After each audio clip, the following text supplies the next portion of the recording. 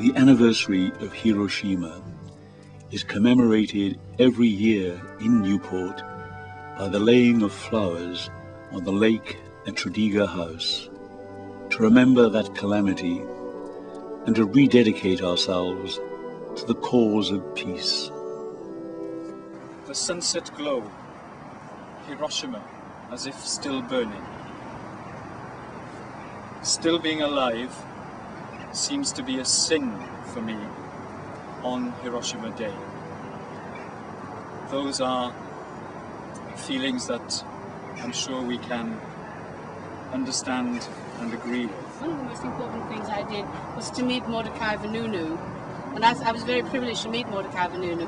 I strongly believe this word justice is extremely important and will never end the kind of terrors, the kind of violence we have, unless we do something about justice, and it's extremely important.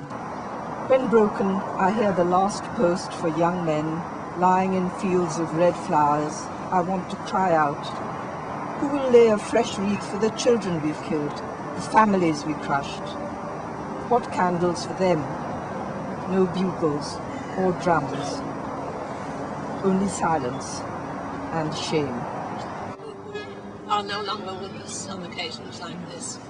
Obviously, we always remember Cyril, and 20 years ago today, he was actually in Hiroshima, so he's been very much in my thoughts today. From early morning, you know, when we heard about the people sitting in the Peace Park, and I know that he was there 20 years ago today. That's just one observation. But the other thing I would like to tell you is that quite recently I had a letter from a German minister with whom we stayed in Heidenheim when we first went to Heidenheim. He was a stranger to us then, but we've kept in touch ever since then. And just a week or two ago, I had a letter from him. And he wrote this letter because he was so full of what he wanted to say. He and his wife had been to a performance of Benjamin Britten's War Requiem, and there were 1,000 people at that concert, and as they walked out of the hall where it took place, a rainbow appeared in the sky, and he said all 1,000 people stood in total silence. It was as though that rainbow and the music they had heard were combined into one wonderful thing. And I think we always remember, although they've only moved, Ruth and Bill, who, you know, who always made us toe the line and kept us up to speed with everything. Gave us an example. They had been involved in so many aspects of peace and justice.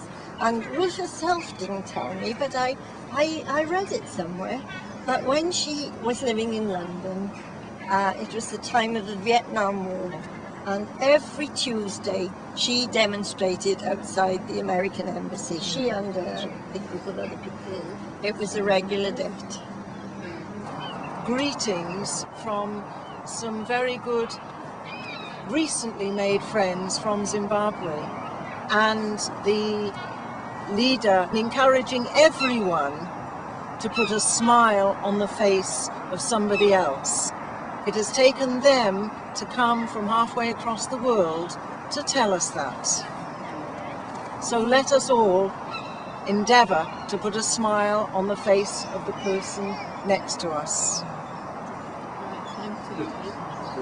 My Jenny Redwood knows a deed, am byd heb na milwn a gwn, na thrais, na chost, na casideb, na bom, hyd y cread grw.